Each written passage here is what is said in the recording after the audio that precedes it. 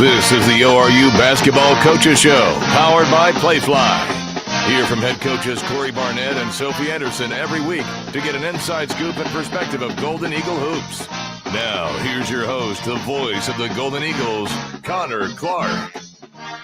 Welcome back to another episode of the ORU Basketball Coach Show here at Waldo's Chicken on 71st and Yale. Hope you had a very, very happy Thanksgiving last week. Connor Clark joined by the head women's basketball coach Sophie Anderson to kick us off. We're from 11 to noon and escape all that cold weather out there and get warm in here. It'll be a lot better for you. But should be another really, really fun show. A lot to talk about because we didn't get to talk last Monday, so we got about 2 weeks to cover. But it's always a good time to sit down. Coach, thanks so much for the time, as always. And, thanks for having me. First off, how was your Thanksgiving over the last week? I did absolutely nothing, which I loved. Like I told you earlier, we just sat on the couch and watched more sports, watched a little football, a little basketball, and ate some good food. So just thankful and blessed to be able to go to in-laws and family's house here in Tulsa. Hey, it's hard to beat that. Good food. Yeah, it's great. It's great. What is I didn't get to ask you last week, what is the best Thanksgiving food on the table every year, in your opinion? Oh, I'm a dressing and greens kind of girl. Okay. So, yeah, those are by far my favorite. And a little pecan pie. I like sweet potato pie, too. So, yeah, can't go wrong with those. I can do without all the turkey and ham. I don't need all that. I feel like that's becoming the new, normal. Like, everybody just, kind of doesn't like turkey anymore. Like, I get it. It's not really the most, desirable food. Exactly. Because for instance, I had brisket at mine, so I was like, all right, I'm not complaining about that. But yeah, for sure. I feel like you have to have it in some way. Yeah, it's just like a tradition. Form. Yeah, I hear that. But a lot of people are just doing non-traditional stuff, like Mexican food, or just barbecue or whatever they're doing, just something that's not turkey. I guess the amount of times I saw on social media of people just cooking prime rib. Yeah, exactly. I'm like that. I feel like that's more. I mean, my family does that for Christmas, so I feel like that's I feel like that's more of a Christmas thing. But I guess to each their own. But I feel like you gotta have turkey in there in some way, shape, or form. You can have all the other ones. You can't go wrong with chicken. Yeah, that's also true. That's also true. Well, so. But yeah, it was a good time for the holiday. Obviously, nice to have a little bit of time off as well. Yeah. But. After the crazy November. November seems like one of the busiest months of the year, and you guys certainly had a busy one at that. Played a few games right up until the day before Thanksgiving, and we'll start with the game out in Lawrence with Kansas, and I know Max and I were able to watch some of it actually on the tarmac on one of the planes. So on the way back for what day was that? You guys played that on the Sunday, so on the way to Florida, get my days mixed up, but. Must be nice. Y'all are heading to Florida. Yeah, it was nice. It was a lot better than it is outside right now. Yeah, for sure. But we got to watch a pretty good chunk of that game, and it seemed like, just from kind of an outsider's perspective, that the offense was clicking in a way that we really haven't seen before from this group, in a good way, obviously. And you guys were able to create a lot of open shots. There was a little bit of adversity early, and then you guys battle back, and then you face more kind of at the end of that third quarter, and then you battle back again to the fourth. But just from an overall perspective of that game, what did you like about your team in that game? And again, especially offensively, it felt like the rhythm was really there. I think they came to compete. That was the main thing. They came to compete, and I think they wanted to just show themselves and prove to themselves that, hey, we can play and we can compete. And that was just the main thing from all of our P4 games. Y'all just compete. You compete, and then you give yourself a chance, and then you see what happens in the fourth quarter. But I just felt like we didn't compete in our other two games against Oklahoma State and Nebraska. But I felt like we came out and we competed, and we just played. We were loose. We were moving the basketball. We were shooting threes. But I think, honestly, Gentry Baldwin helped us quite a bit. Mm-hmm. She opened it up. She hit some threes, some big, big threes, some deep threes that relaxed us just a little bit, or kind of shrink the deficit, and okay, we can play, and we're in this game. And they just fought. And when I say they guarded, Connor, they guarded on the other end. And it was just a battle, I believe, all the way until the buzzer sounded. I feel like, and you can correct me if I'm wrong, but the experiences at Oklahoma State and at Nebraska really kind of prepared your group for a game like this, because not only do you play against a Power 4 level opponent, but you're also in the atmosphere. And I feel like that's, really hard to replicate until you're in it, and they've already seen it twice. Correct. I mean, I just wish we didn't get down 30 the first quarter to, kind of have that experience. But I think you're right. I think, by the third time, you're like, okay, here we go. Mhm. Another big arena, another big crowd. What a iconic arena to play in. Just historic as far as basketball altogether. And I mean, not that we were over it, but I think we were over getting beat Right. 30 For points sure. in the first quarter. So I think we just came out with a different chip and a different fight. And like you said, I guess it could have prepared us, but I think our battle has just been ourselves Mhm. going even into those games. Like you can't go in scared. You Right. can't go in looking at the crowd. You can't go in awe. You have to go in and laser focus, and you have to be 10 points better, 10 rebounds better if you want to even have a chance, because you're playing against bigger, faster, stronger, and they are P4 athletes. And I mean, I'm just extremely proud. And to be honest with you, Connor, I felt like Kansas was a win for us. I left that gym feeling like, okay, now this is what we're talking about. Right. And I was extremely proud of them. I went in screaming like we won the game, and they're all looking like, Like, what? yeah, What's what going is on here, going Coach? on? Yeah, and some of them had tears in their eyes, but that's what I love about this group is that they compete, and it hurts them when they lose, and I think that's going to pay off, big for us as we head into conference. Yeah, it's been fun to watch kind of the overall passion of the group kind of come out. I think we saw a lot of that in the TU game, Yeah. and I know that was Oh, a yeah. tough loss, Yeah, it was. but we saw a Too lot of soon, that, Connor, too soon. energy off the bench, and kind of like when somebody makes a big play, I mean, everybody on the bench is up and kind of cheering each other on. And I think we saw the same thing at Kansas too, and especially when you guys start making some pretty difficult shots too. And you mentioned Gentry and the way that she's been shooting the ball. I mean, it's been fun to watch. She had a couple that were from NBA range I'm in that telling you, game. they were deep. I mean, she's shooting that thing with a lot of confidence, 14 points in 20 minutes. And to see her evolve from what she was last year, a girl who would come off the bench and get you maybe 3 to 5 points a game, was more there to kind of facilitate. Now she's kind of morphing into that, honestly, almost second option scoring wise. It's got to be fun to watch. Well, absolutely. And honestly, just to see all of them morph into who they are for this team. And I think that's what we've kind of been looking for the month of November. And honestly, we're still going to be looking for that in the month of December, because now our competition is going to be a little bit different. Now we're playing mid-major winnable games. So the pressure is a little bit different, but even greater because these are winnable games, Right. Not that P4 games aren't winnable games, but it's just a different mindset, different athlete. And now you're going in to games now that, okay, we can compete. So who's going to come out at the top? Right. So, but just to see Gentry do what she's done these past couple games, I think it's been huge for her, for our team. And we've just been looking and we've been talking about consistency. Who's going to show up every game for us? Who's going to be, whether that's 6-6, we need to know that you're going to bring your 6-6, so that when someone else brings their 10-4, when someone else brings their 16-8, we know what we're going to get production wise on the offensive end. And then we know what we're going to do adjustment wise on the defensive end. But Gentry's been huge, like for us, as far as coming in and knocking down the three ball, because you cannot run dribble drive unless you shoot the three. Yeah, she shot it very, very well, Yes, and she she's did. continuing to shoot it very, very well. 4 of 6 from Absolutely. beyond the arc in that game, and again, some of those were deep. You could say Yeah. that she shot it from Kansas City if you're on the broadcast there. But another player that stood out, and she may have not had the offensive success in the points category that she's envisioned so far this year, but I feel like she makes it up in other ways, is Jaylee Oglesby. She had 10 rebounds in that game against Kansas, and even at home, when because obviously she's on the opposition's top of the scouting report each and every single time based on what she's done in her career. But the way that she's able to impact the game in other ways, when she's getting double or even triple teamed sometimes and not letting her get to that right-handed hook shot off the glass or whatever you want to call it.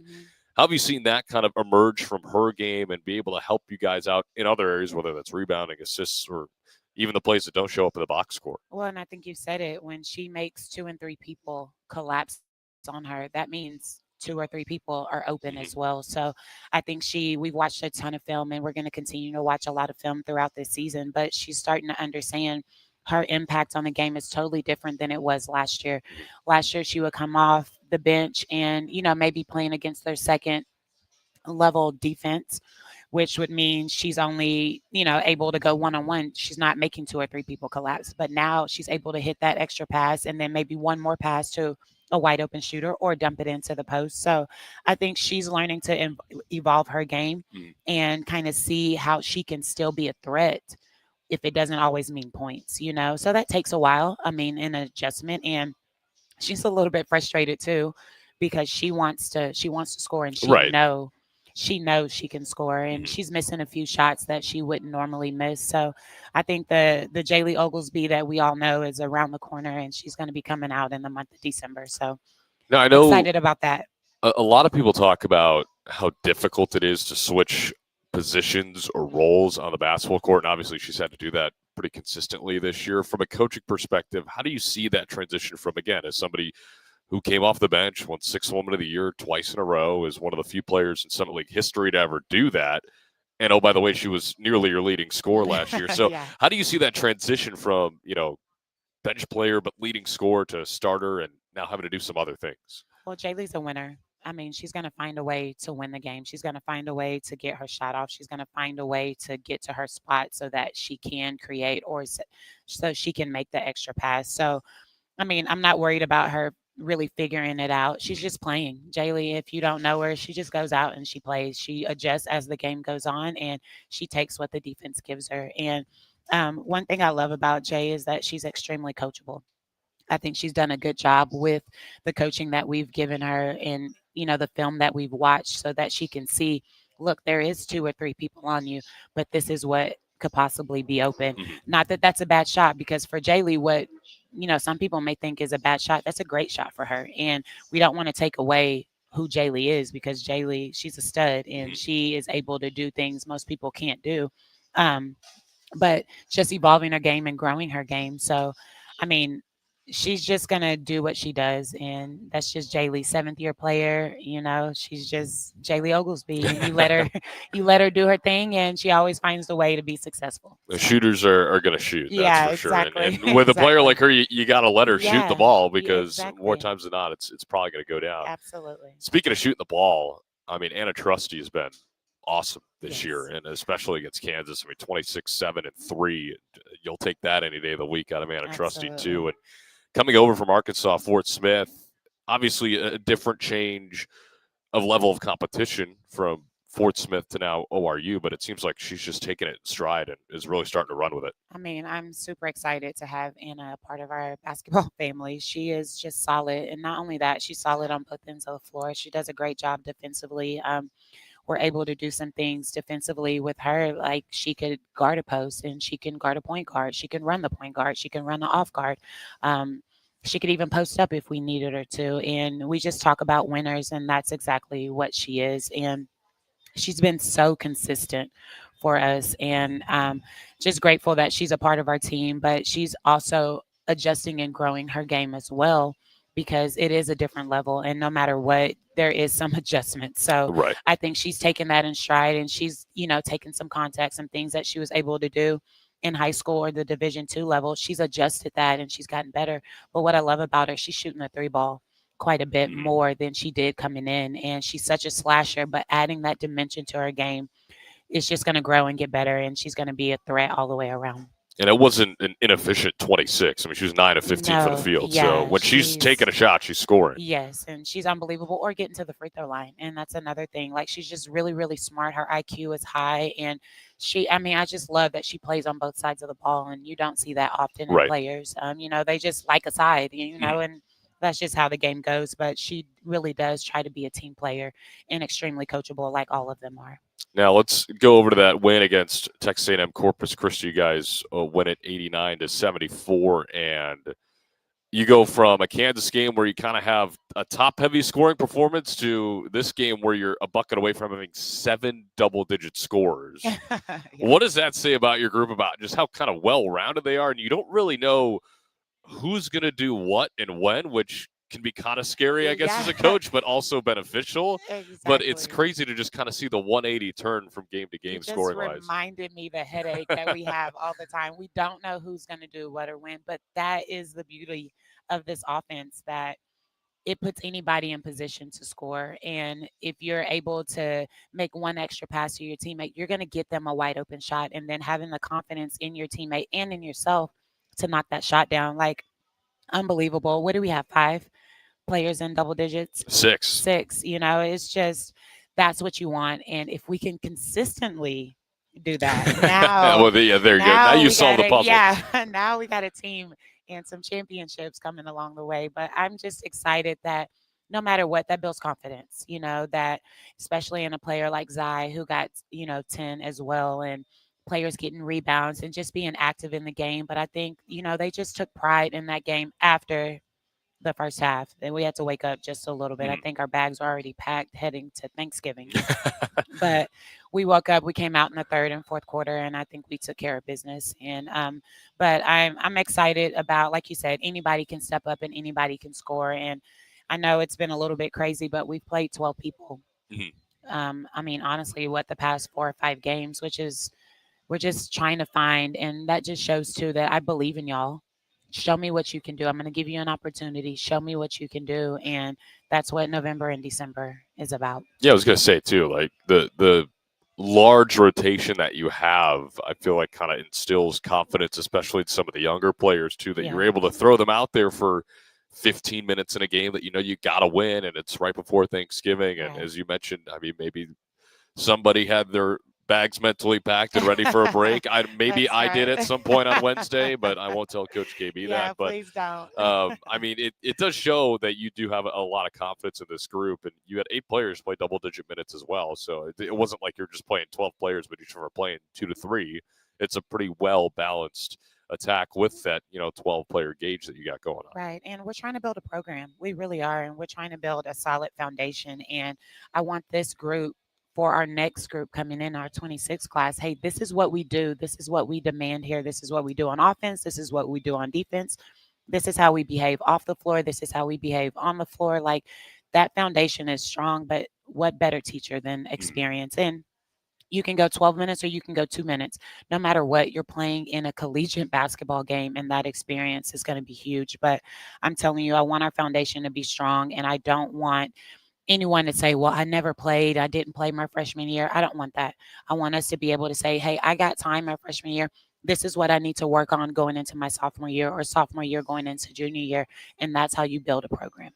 And when it comes to the shooting in that game, I mean, you guys were 30 of 54. I mean, you can't get much better than that from the field.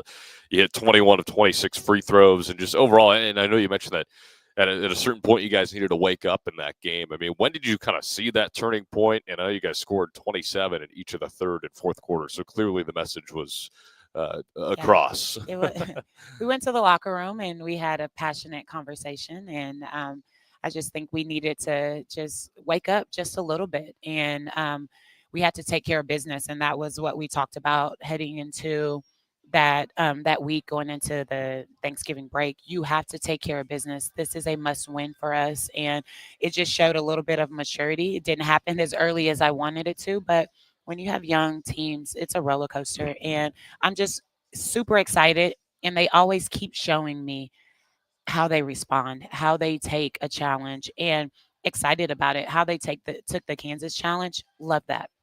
How they responded after halftime. Love that. And now that is going to come with growth. And once we get that mentality and some leadership to evolve, we're doing that from the jump. And I don't have to speak as much. I don't have to yell as much. They're extensions of me on the court. And that's how you build a program as well. And that's how you win games. Now, you mentioned looking forward, and you're playing some more like opponents rather than Power 4 opponents. You got Big Sky Summit League Challenge coming up this week on Wednesday and Saturday. You guys go to Idaho and then host Idaho State. So you get the Idaho tour in the Big Sky. And then you play at Wichita State and at North Texas. So 3 of the next 4 on the road. I know you're not thinking that far ahead just yet. But when it comes to this Idaho team on Wednesday, you guys play a day game there. And obviously you got the time change as well. So it's going to be at 11 a.m. In Moscow. And it's kind of a weird time for a Wednesday. You guys travel the day before, of course. And just kind of tell us your preparation, your thoughts about getting your team ready for kind of an odd time start, and B, in a time zone that you're not normally playing in. I mean, we don't really want to focus on that. Our goal right now is to take care of business and try to get as much defensive things in as we can before we hit the road. Then once we get there, we'll just review what we're going to do defensively, some things that we can take advantage of offensively, but our meat and potatoes will happen today before we get on the road. Quick review, lots of shots up, and then get off of our feet. We got to drink a ton of water, and we got to be rested. So we're trying to get in the gym, get shots up, just get a feel for their rims, and then get in the bed, and then get up and play basketball. We don't want to talk about all of the excuses and blah blah blah. We're going there, and we're taking care of business, and we're coming home. So that's going to be our mindset. But there's a lot of things. We're talking about a very very good basketball team, balanced all around, shooters all around, post presence on the inside. It's going to be a very fast paced game as well. They get up and down. They can push it in transition. They can shoot the three in transition. So it's going to be wild. It's going to be crazy. But I think it's going to be a battle of who can make the least amount of mistakes. Who can make the least amount of mistakes? Who's going to block out? Who's going to get those 50-50 balls? Things like that. That's going to be the true tell of what this Wednesday game will look like. We can't think about the 11 o'clock start or anything like that. We have to worry about how do we be the best version of us as we head into Idaho. Now, you mentioned a pretty balanced scoring attack, and I feel like at this point in the year, you kind of start to see all of that kind of separate itself. In the first handful of games, you're like, all right, well, they got 5 players averaging double figures. They played 3 games. Well, now you're almost getting into double-digit games. They got 4 double-digit scores per night, all led by Hope Hossman, and she's averaging nearly 14 a game. And then you got 12, 12, and 11. And then right behind them, you got 9.3 and 9 a game. Right. So that balanced scoring attack, defensively approaching that, how do you go about trying to, get them out of character a little bit, especially on their home floor? I think we're gonna have to stop the ball quick. We're gonna have to contain number 4. When you say she's pretty good, she can work off of an on ball. She can get downhill in transition. She can create for her teammates. So we're gonna have to stop her or contain her. Make sure that she's not getting loose in transition and able to do what she wants to do, get the ball out of her hands. But then we got to get wide transition wise, because they all can shoot it. You got to be wide, but you got to be able to stay in front of your man. We want to try to avoid as many rotations as possible. Guard your man, do your defensive job, with which take pride in, hey, I got to stay in front of him, contest every shot, block out, and we're gone the other way. They do shoot a lot of threes, so there'll be long rebounds. So blocking out will be huge. And they crash the boards pretty hard. So I think they average about 18 offensive rebounds a game. So we got to make sure that we are blocking out and just the little bitty things, just transition defense, contain the ball, contain the rim, get out wide, and then stay in front of your man in the show. Yeah, they do shoot a lot of threes, nearly 200 of them on the years, as you said. So when it goes about, the transition defense part of things and a team that will let it fly like that on the run, does that make it more difficult for your team to try and get back defensively? Because I know when you're trying to stop a fast break, it's all about spacing and you don't want a rim runner and all this other stuff. But when they're able to just, hey, I'm going to stop and pop right here at the 3-point line, how does that change the philosophy defensively, or does it at all? No, it doesn't really. I mean, the main key would be stopping the ball. Like, even if the guards are out wide and the basketball is in the middle of the floor and it's contained, well, they can't score without the basketball. Right. So we want to contain the ball. If you can get out wide and make sure the ball is stopped, is contained, then we're able to pick up and contest every shot. But if we let 4 go wild, if we let 24 go wild and do whatever they want to do, they will pick us apart, because they want to get downhill and they want to create the collapse, and then they're pitching out to the shooters wide, or they want to get it off the rim, hit the shooter up the sideline, and then that's why you have a wide open 3. But you have to contain the basketball. And the other thing is, most teams, they run back and they run to the paint. We don't need 3 people in the paint. We just need 1. Right. Okay. 1 person to protect the rim. I need everyone else to get wide. But our main thing is you got to contain 4 and 24. They can play, and they are the head of the monster. They get that thing rolling, and everyone else just feeds off of them. How important is, and I know it's important in every game, but especially this one, when you have such a balanced scoring attack and the amount of threes that they shoot, how important is personnel recognition in scenarios where they're getting out and running and trying to avoid that open shot? I mean, it's going to be huge. You need to know who can shoot and who cannot. That's the main thing. And then with this team, their post players can shoot as well. So there'll be a lot of pick and pops, but then they'll have a sub that comes in number 9, where she's a true post and she wants to stay inside a little bit more. But in our mind, everybody's a shooter, Mhm. and we're going to play. They have no fear of getting the shots up. So everybody is a shooter, and we need to play them as such, which makes it a little bit easier because we don't need to really recognize, okay, this one's not. I'm going to go over on her, under on her. Everybody's a shooter, and we're going to play it that way. Block out, and let's go the other way. Well, moving forward too, and again, I know we've talked about the last 2 games in Kansas and A&M Corpus Christi, but the confidence level of your group over the last 2 games, it seems to be going up. Yeah. And how do you, as a coach, keep that moving forward as you get into, again, a lot of games coming up that aren't gimmies, of course, but games that you guys can go out and win every single time you take the floor?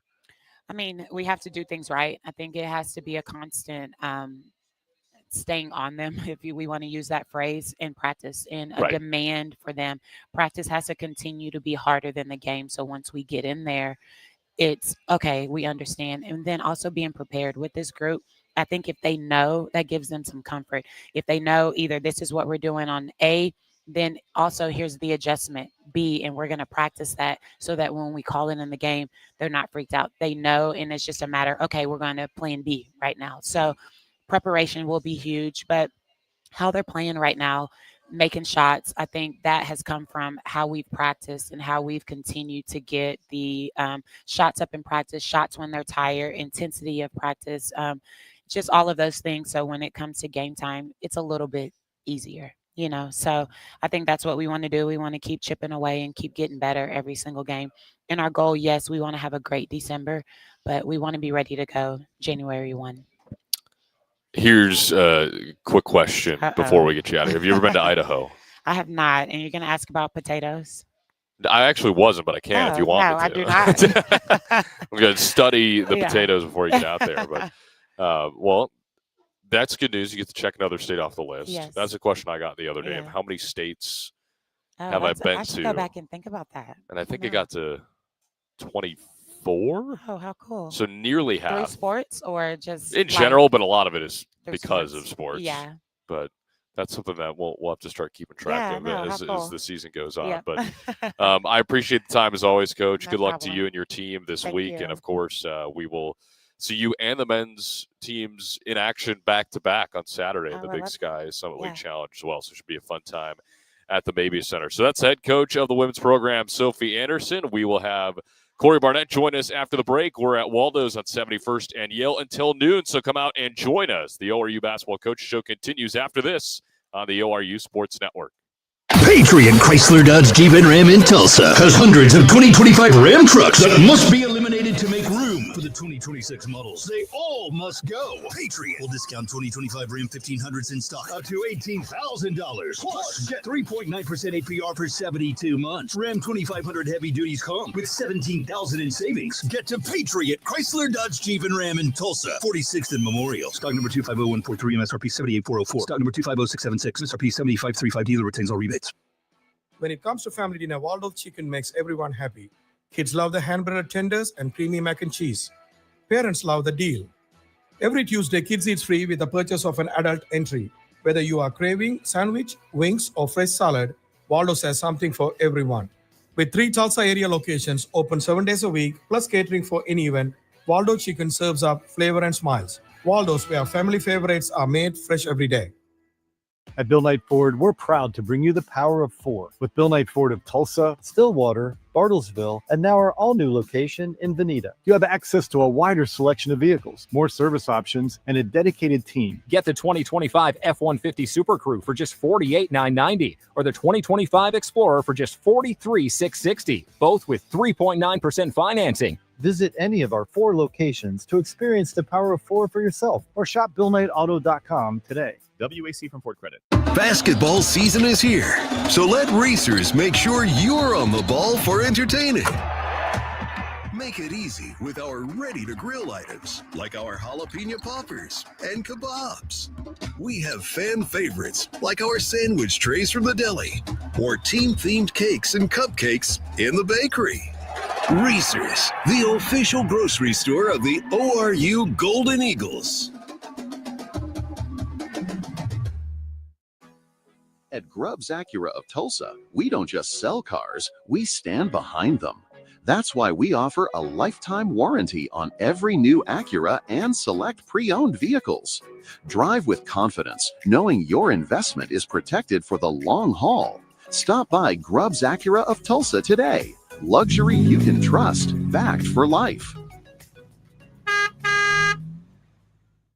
Patriot Chrysler Dodge Jeep and Ram in Tulsa has hundreds of 2025 Ram trucks that must be eliminated to make room for the 2026 models. They all must go. Patriot will discount 2025 Ram 1500s in stock up to $18,000. Plus, get 3.9% APR for 72 months. Ram 2500 heavy duties come with $17,000 in savings. Get to Patriot Chrysler Dodge Jeep and Ram in Tulsa, 46th and Memorial. Stock number 250143, MSRP 78404. Stock number 250676, MSRP 7535. Dealer retains all rebates. This is the ORU Basketball Coaches Show, powered by Playfly. Hear from head coaches Kory Barnett and Sophie Anderson every week to get an inside scoop and perspective of Golden Eagle hoops. Now, here's your host, the voice of the Golden Eagles, Connor Clark. Welcome back into Waldo's on 71st and Yale here in South Tulsa. Connor Clark here with you on the ORU Sports Network. This is the ORU Basketball Coaches Show, joined by not Sophie Anderson on the stream. That's Cory Barnett on the stream. I'll change that for you real quick. I apologize. That's the ugliest Sophie's ever looked right there. I mean, it's honestly probably a step up for you if I'm being yes, no, honest. that's a huge step up. We will get that fixture real fast. Thank you. But, Coach, thanks so much for the time, as always, as we get rolling. There we go. That looks a lot better. Here in segment number 2, not hour number 2. We're only here for an hour. But come out. We're here till noon. Get yourself some lunch while it is still freezing outside. It is cold. a lot warmer in here, which is always a big plus for the both of us. But before we get into any basketball, Coach, how was the Thanksgiving holiday? I know I saw you for a little bit on both of the airplanes that we had to take on the way back. But after that, what were you able to get up to? Yeah, it was good. Yeah, with just a lot of family time. I think everybody on the team was just excited to do a lot of nothing and kind of just be around family, spend time, kind of shut off for a minute. And then obviously we've been deep into adjustments we need to make, a lot of film to break down from those 3 games, a lot of growth. We've watched a lot of individual film, a lot of team film, and we got 2 days to prep here for Weber, so we're excited. Any football watching on Thanksgiving? I'm not a huge football guy, really? To be honest with you. Yeah, no. I guess you're from Indiana. That kind of makes sense. Baseball and hoops, baby. Baseball and hoops. Yeah. No Signetti. I mean, I know you didn't play on Thanksgiving, but I'll watch a little Signetti. You're in that. Okay. I'm here for Sig, especially the post game and the pregame press conferences. They're amazing, and Isaac Green lives and breathes. Just anything Signetti says, he's in. Yeah, I know they gave it to Purdue pretty bad on. What was that, Saturday? I think you bet Saturday or Friday. So I don't know if Purdue will ever see the bucket again. I don't know. I'm not even emotionally invested in that rivalry, but I don't know if they ever will because Indiana's just light years ahead of them. But they are. They could be Big Ten champions come next weekend. But next weekend. We'll talk about that later. Yeah. But last Thanksgiving question for you. Ask Sophie this: favorite food on the table on Thanksgiving? I'm a sweet potato guy. Okay. Yeah, sweet mashed potatoes is an elite go-to for me. I can't say I agree, but no. I don't like sweet potatoes. I don't know why. It's just, love sweet potatoes.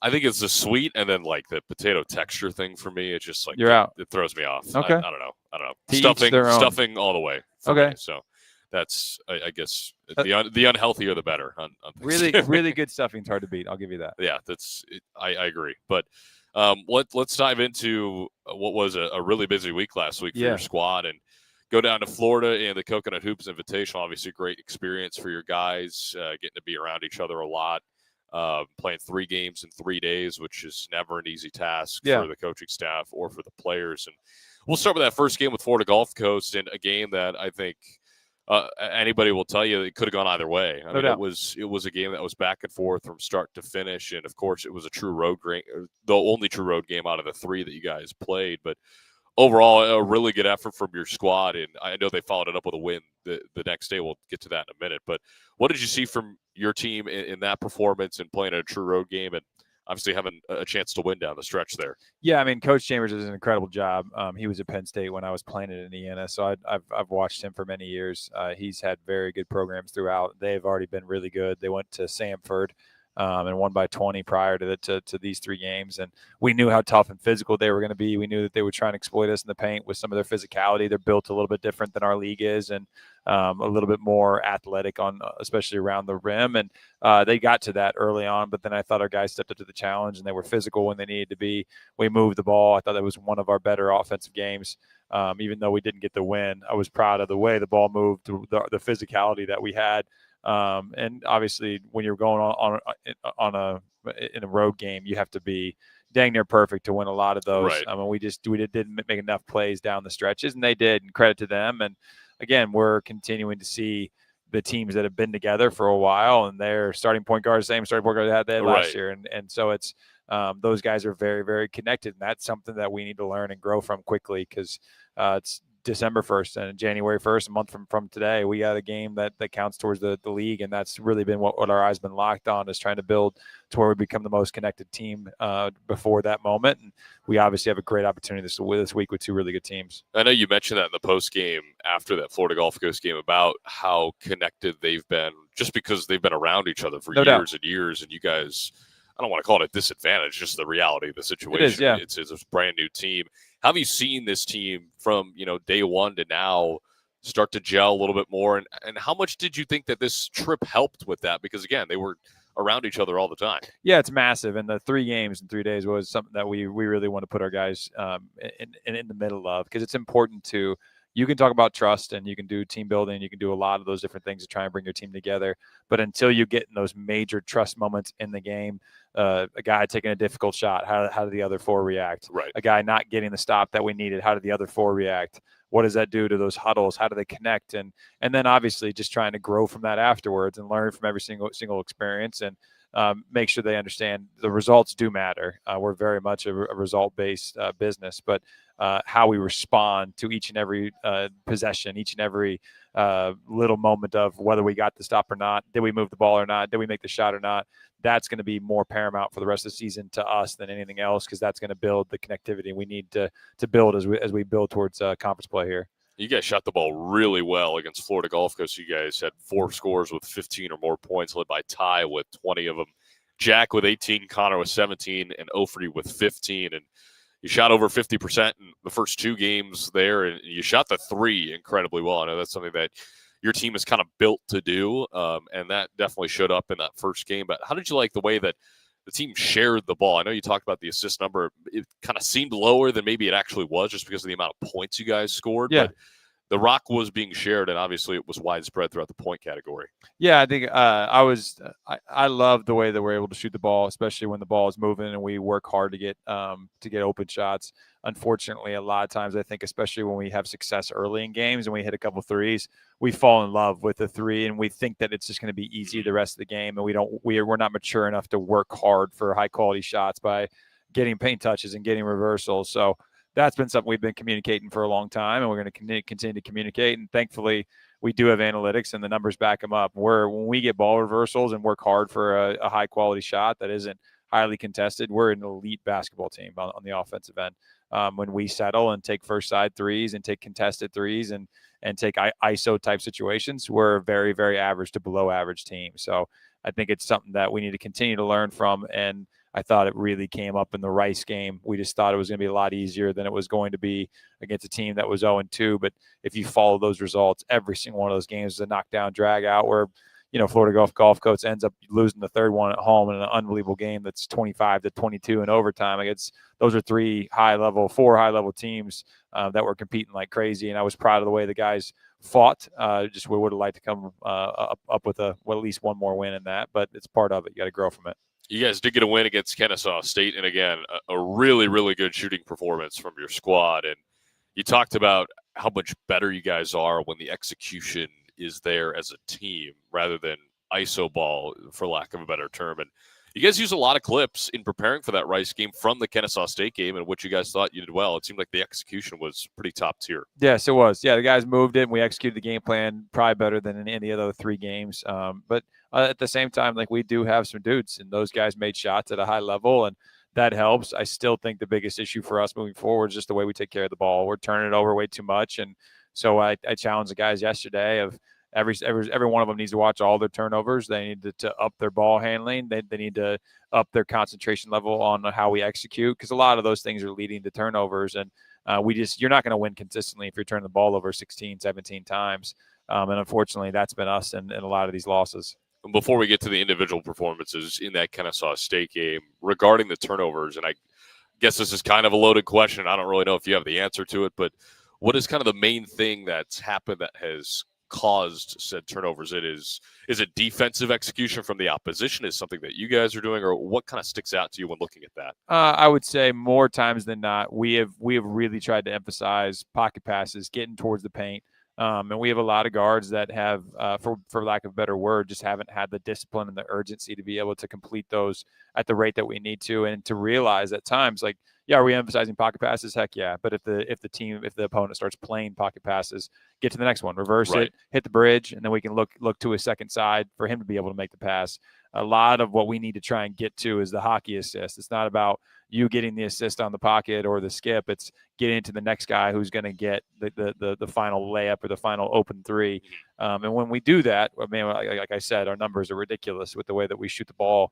But when we don't and we settle, we're going to be a pretty average and easy to guard team. So we just got to eliminate a lot of those possessions. Yeah, and the execution showed up in the box score. Connor Dow, Ty Harper, each with 22 apiece. And we'll talk about Connor's shooting performance here in that game. I mean, knocked down 5 threes, a career high for him in a game in college, 8 of 12 from the field. I mean, from our perspective at the scorers table, felt like every time number 5 had the basketball, it was going to go in. It was just that kind of night. Yeah, and that's the confidence he should shoot the ball with every single time. Like I told him, I shouldn't be able to tell a difference between an 0 for 7 shot and a 5 for 7 shot. Like, he needs to shoot that 8 shot like he hasn't missed one yet. And when he does, and I thought he did throughout in Florida, it changes the gravity of the court for us, and it gets other guys open shots, and it's something that we can really use to our advantage when teams have to guard him at that level because of the way that he's able to shoot it and beat them with high quality threes. And I thought he did a really good job, and I also thought our guards did a good job at finding him in the right spots and being able to get him the ball at the right times and throw strikes. And those things are incredibly important to our offense. And from whether it be Jack or Cal or Ty, I thought all those guys did a good job moving the ball and finding it in the right area. I think we saw kind of the potential of what the skill level of this team can be at a consistent basis, too. I mean, I know you're not going to shoot 13 of 21 from 3 every single game, and I know Alford pointed that out to the team after the win. But, I mean, you see the execution. It shows up on the film, and it just looked, at least from my perspective and watching it, just really clean all the way around. There wasn't really any hiccups. I know basketball's huge on timing when it comes to running those sets, and I felt like everything was just bam. Like, everybody was where they needed to be, when they needed to be there, and it kind of worked out seamlessly. Yeah, and like a lot of times in day 2 and then again in day 3, it's who's going to be the tougher team, who's going to work harder for, one, higher quality shots, but 2, on the other end, who's going to work harder to get a stop. And I thought our guys responded in the right way on day 2, and it wasn't easy taking a gut punch in a road loss against Florida Gulf Coast where they gave everything they had. And we've been in that moment before where we gave everything we had against Tulsa, losing in a very tough way at the end of the game, and then didn't have that same toughness and tenacity to finish off Belmont, and they went on their big run. And obviously a very good basketball team, but one that I thought we should have kept closer towards the stretch. And it's not easy to expend the amount of emotional energy that you need to compete in a high level game like we did against Florida Gulf Coast and then respond against Kennesaw. But we did, and I was proud of the guys for that. You mentioned, who's going to fight harder, who's going to dig deeper in situations like that. And you guys did that in game 2. I mean, you were down multiple possessions, multiple times in the last 7 minutes of that game. And it really never felt like, especially going into that under 4 huddle too, you guys are down, I believe, a bucket, but you were down 4 moments ago. And it felt like you guys were up 5 or 6 just based on the way that you guys were responding, and the energy was great. And clearly that came to fruition with the execution down the stretch. I thought the offensive foul taken by Jack Turner was absolutely massive in that game, the charge he was able to take, and just the overall fight from that group, especially late in that game. I feel like we've seen it before where it's like, okay, the game's going down to the wire, and maybe you're up a couple buckets, you're down a couple buckets, you don't really know which way it was going to go. At least from my perspective, I felt pretty confident that you guys were going to go out and win that game the last few minutes. Yeah, I mean, after Florida Gulf Coast, we talked to them. Like, we needed to learn how to win, period. Like, when we've been close down the stretch in a lot of these games, and there's an extra level of urgency, there's an extra level of toughness and and nastiness where you got to really dig in and find a way and will your team to win. And I just didn't feel that against Florida Gulf Coast enough to finish that game. And we challenged our guys that they need to learn how to win and have that edge. And like to your point, I thought in the 12-minute timeout, the 8-minute timeout, the 4-minute timeout down that stretch, we didn't really care what the score was. It was all about us and being more connected and having that urgent mentality. And I thought our guys did that. And I was incredibly impressed with the way that they finished that game. What was the turning point? Because it was a quick turnaround that you guys got the win off of. You play a night game against Florida Gulf Coast, and then you turn around, you play a mid-afternoon game against Kennesaw State, so less than 24 hours apart. And it didn't look like you guys had less than 24 hours to prepare, especially physically. The guys seemed like they were really ready to go. Yeah, I mean, Earl's done a really good job with them, and this is an environment we want to put ourselves in because at the end of the day, we're going to need to win multiple games in multiple days in March when it really matters. So that's been a lot of our mindset is being able to go down there, play 3 really good, high-quality opponents, and be able to respond in the way that we needed to. And I thought they did against Kennesaw, and we have a lot to grow from the Rice loss. And I think so far, guys have done a really good job responding in practices and in film sessions of seeing why we put ourselves in the hole that we did. Did they make shots in that game? Yes, they did. But a lot of it was within our control to affect those shots at a lot more urgent level. And we didn't do it well enough. And it's something we need to grow from. I know the first half didn't go according to plan against Rice, but you guys were able to fight back and cut it all the way to 11. And I know it's a pretty steep climb when you get into a deficit like that, but I was impressed with how the guys were able to fight and get it back and had a couple chances to cut it to single digits there. I know, of course, one thing leads to another, and Rice gets a couple of buckets with the blink of an eye. That's just kind of the team that they are. But it never felt like, we're down 15 and we're just going to stop playing now. It's our 3rd game in 3 days, whatever. It felt like they were always looking for that next play and looking for that next bucket. Yeah, I mean, we have a couple guys in our team that do a really good job at just trying to find that spark, regardless of what it is, whether it's we're up 5 and we're trying to push to 15 or we're down 10 and we're trying to get it to a single possession game. So I think having that edge and having that leadership is going to be key for us, and it's guys stepping up in those moments. And to your point, I didn't think that the score phased us, but like I tried to tell them at the second half, I loved their fight and I loved their energy level, but we can't come out. We're not just going to go out and over talent people. We have to have a 40-minute game, and our urgency level to get stops to start that game was not even close to the level that it needed to be. And we need to have that level of focus going into every single opportunity we get to compete together. And that's something that we need to learn from and make sure that doesn't happen again the rest of the year. So now you guys got the Big Sky Summit League Challenge coming up and more kind of likewise opponents. I know we talked about that a few weeks ago with this stretch. You get 5 straight games of what kind of feels like conference play a little bit when it comes to the talent level. And now that you go from 3 straight games in 3 straight days, you get a few days in between games, which I'm sure is great for everybody mentally. But from a preparation standpoint, how have you seen the guys respond physically in these practices post-Florida trip now that they've gotten a little bit more time to recover and kind of regroup mentally in all that preparation? Yeah, I mean, guys have done a really good job, and Weber's a very good basketball team. They lose in overtime at Utah. They lose in a really knockdown drag-out at Utah State. They lose to a really good Irvine team in a close game on the road. So, and they're very hard to beat in their home arena. So it'll be a very good game, a great opponent. Coach Duff, I've gone against multiple times at different spots, whether it be UCLA or here. And so he's a very good basketball coach. And so I think it's a good opportunity for our guys to go on the road and see, do we have that edge and that toughness that we just didn't have towards the end of the Florida Gulf Coast game? Can we find a way to finish out games and learn how to win, especially in a tough road environment? And they played UT Arlington, which is a like opponent that you guys will have, as well as Kansas City. Or they lost to UT Arlington, I apologize, 74-73. They did beat Kansas City 82-61, so they played 3 straight Summit League opponents between Kansas City, 4. You guys, St. Thomas. You're right. Well, Kansas City again. Home and home. And what in the same season, non-con? That is, I don't know if I've ever seen that before. Yeah, that's pretty remarkable. So a double dipper with the Roos, I guess. But when you go and look at this Weber State team before we hit the road tomorrow and fly out to Utah, what sticks out just kind of from an overall view?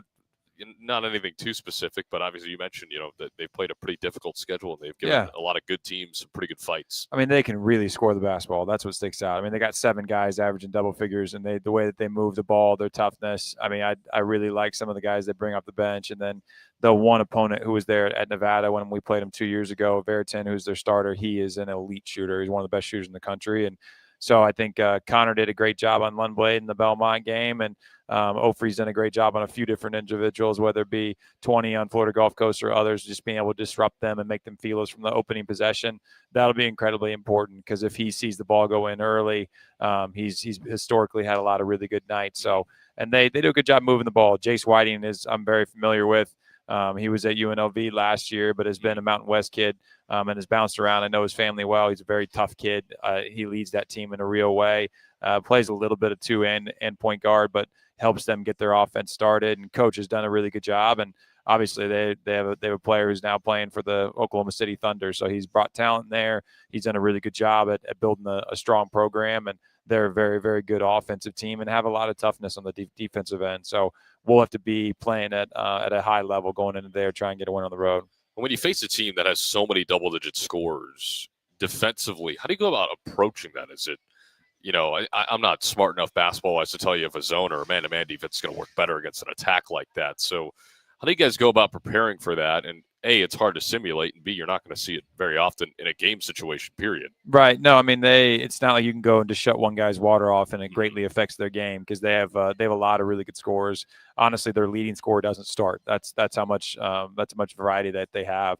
So, I mean, you're averaging 15 a game and you're their 6th man. It's for a reason because then they come in, there's no drop off. And those top 7 especially, they're very tough. They're very physical. They know how to play.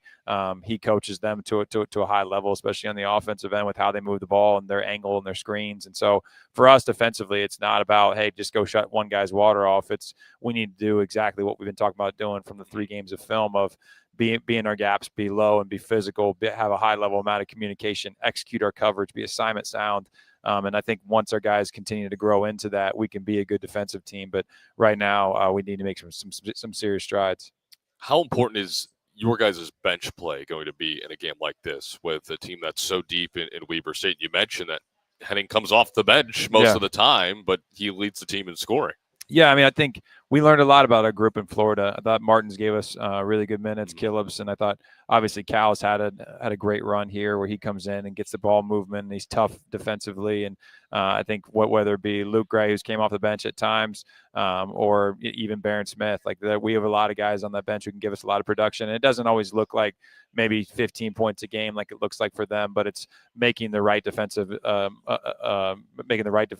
decision, offensively screening them the right way, rebounding, bringing a different level of toughness and physicality that we need off the bench. And so far I've been impressed by those guys' mental approach to the game. And we have a lot of youth there. Barron's a freshman, Cal's a freshman, Martin's a freshman, Luke Gray's young. So I mean, they need to come in and get the experience, especially early on in this non-conference, so that when we get into league play, they have that edge to them. They have that confidence in the way that they play, and that they come in and we don't miss a beat, and it gets to where the ball gets to where it needs to get to, and we play the way we want to play on both ends. You mentioned Martins, and you mentioned in the post game after Florida Gulf Coast, he was your player of the game, and I agree. Yeah. I mean, he came in, hit 2 big threes, and made impacts in other areas. Then you blink, and the next 2 games, he's playing some pretty serious minutes. What have you seen from him just from the start of the year? He comes over from Latvia, so an international kid, and in a brand new environment, a lot of brand new people for him. And I mean, he's kind of made his home right now on this team, and is again giving you guys really quality minutes off the bench. Yeah, he's someone who's one of the more coachable guys that I've been around. He just, like, I was just in film session prior to coming here with you, and he loves film. He loves breaking it down. He's trying to do exactly what you say to a T. He is a very physical defender, which we need. It's something that is an edge that needs to be brought on a consistent basis. He is, regardless what the numbers is, he's our best offensive rebounder. He's very physical on the glass. He crashes like crazy. His motor is elite. He's going to play hard every single possession. So to your point, having that on the bench when certain guys don't have the energy or urgency level that they need, you got Martins there who's going to give you every single inch that he has with every fiber of his being for every second he gets. So having a player like that is incredible for a coach. So I couldn't appreciate him more. And Barrett Smith, the junior, coming off of that kind of ankle tweak that he had against Haskell, missed a few games, and he comes in and makes an impact right away as well. Maybe not as much point scoring wise, but just having his presence in the middle defensively seemed like extremely beneficial for your group since coming back. Huge. We need Barron, honestly, and he's obviously young and needs the experience in games, but he brings a different level of just energy and love and his mindset and his approach to the game. Like, his teammates love and adore him because he just always has a smile on his face. He's always going to play as hard as he can. Is he going to make mistakes? Heck yeah, but he's going to do it with an unbelievable amount of passion and energy level. And so he is another guy that's great to have, to be able to bring in and send the right messages. And obviously he affects the game on both ends with his size and his physicality, both defensively and offensively, which helps us a lot. He celebrated his 20th, I almost said 21st, 20th birthday. 20th birthday on Wednesday last week. Yeah. So that was pretty big time. And of course, he got a lot of love for that. You mentioned, I mean, the kid never frowns. I don't think I've ever seen him upset ever. So, I mean, it's great quality to have. I'm not knocking on it. No, it's awesome. It's awesome. It's great to have that around. Yeah. So, before we get you out of here, I know you had a lot of family members down in Florida with you, and I know Coach Williams also brought a lot of family members down, and you're there to spend time with your players and your coaching staff, and it's a big bonding experience. What was it like having your family down there as well, and having other coaches' families down there, and just kind of enjoy the experience all together? Yeah, I think it's important. Although at these MTEs, when we have 3 games in 3 days, we don't get a ton of time with our family. But I love the families getting times together. It's very important to me that they sit close to each other at games and we have these kind of meals together and trips together, because it just builds a different level of environment. If we're going to ask our guys to sacrifice what they're sacrificing and play at the level that we wanted to play, but play with the connectivity that we wanted to play with, they better see that from our staff as well. And I adore my wife, my 2 boys, and so having them around is everything to me. And to be able to have other coaches who have the same ages of kids around the same area, and we're doing life together. And to me, it's a huge part of it, because we sacrifice a lot for this job, and it's a high hour, high stress job, and it's a part of it. And that's not a knock at all or a negative thing. But to me, if we're going to be able to do that, I love being able to have an environment where families are around and with us consistently, and it's a massive blessing for us. Yeah, I know both of the Barnett boys were making a lot of people laugh on the plane. Yeah, they create some energy, some havoc, especially that 4-year-old Blake. They were able to wake us up. I feel like pretty good with the energy. I mean, they were just kind of flying around. They bring juice. Yeah, they never lack juice. They certainly do. I wonder where they get it from. But, not me. That was fun to kind of see them being running around and everything. And I know that I'm going to ask you an overall college basketball question, because I know you watch so much of it outside of your own team. Yeah, it's sarcastic, by the way, but I'm not sure if you're aware, but Michigan won their 3 games over Thanksgiving by, I am aware, combined 100 points. I saw it. Who would you dub right now the best team in college basketball, and is it them? It's hard to not say Michigan. Dusty May. It's hard for me as an Indiana alum to say Michigan, but Dusty May is an Indiana Bob Knight guy. Also true. So it's a nice little footnote that I'm able to be able to say them. But no, he's an unbelievable basketball coach, and he's done a really good job. Obviously, they were incredible last year. They were fun to watch, and I've talked to a few of his staff members, because they play big, which we'll need to do at times with Luke at the 4 and Aaron Jacob at the 4. And so learning from him and his staff has been something for me that I've really enjoyed. And they're a fun basketball team to watch. And he went there from day one and knew exactly the type of program he wanted to build, hired an incredible staff. And obviously he's done a really good job. And the Big Ten's no joke. I think Purdue is super real this year. Obviously, my alma mater has done a great job and hasn't lost yet. So they're going to have a lot cut out for him when they get to Big Ten play. But he steps up to the challenge consistently and plays really hard teams. And obviously, they performed at a high level to start this year. And from watching a lot of their breakdown, Isaac Green watches a lot more than me. But I do think they're the best team in the country right now. And I know a big debate. More so in football, but basketball too. It's either SEC, Big Ten. You can throw Big 12 in there for basketball too. You can, yes. You were just there. I was. Is there, do you still have a bias towards the Big 12 when it comes to difficulty? Is there a bias towards the Big 10 since Big 10 you played bias. there? Yeah. Okay, good. Big 10 bias. I was hoping you'd always will be. And I mean, you mentioned how good the Big 10 is. I mean, Purdue's obviously really good. Michigan, obviously really good. Indiana is off to a really nice start under DeVries in his first year. Yeah, Izzo at Michigan State's no joke. Illinois is elite. Like it's going to be a very knockdown, drag out. And once you get into league play, man, it's dang near in Big Ten football with the way that it's played. And so it's a whole different level, and you have to build your roster around that, which doesn't always build for the best NCAA success, but there's a lot of pride in the Big Ten, a lot of unbelievable coaching and talent. And I mean, obviously Iowa getting Ben McCollum, they're no joke. So Right. it's going to be an interesting season and a fun one to follow. It's certainly going to be a fun one, and I also a Big Ten guy, so Yeah. I like that you said that best conference in America. Take that SEC. So, yeah, of course. Well, yeah, I'm sure that debate will never ever end. But Coach, as always, appreciate you taking the time here today. Great Thank to chat you. some hoops with you, and yeah. we will talk again post game on Wednesday night. It'll be a late one, but we're up for the challenge. Ogden, Utah, here we come. Well, Summit League hoops after dark, if you will. Love So it. that'll be a good time. So appreciate everybody tuning in. Appreciate everybody coming out as well here at Waldo's on Yale and 71st. We'll be back next week for another edition of the ORU Basketball Coaches Show. But great to talk with Sophie Anderson and Kory Barnett as always. And we'll have a couple big games. Oral Roberts on the road for both men's and women's this Wednesday. Both of them at home at 2 p.m. The women's play at the Mabee Center. And then at 7 o'clock, the men's play at the Mabee Center. So be sure to come out for both of those games as we close out the Summit League Big Sky Challenge. So that'll do it for us here from Waldo's on 71st and Yale. Big thanks to them for having us come out each and every single week. And we'll talk to you next week on the ORU Basketball Coaches Show here on the ORU Sports Network.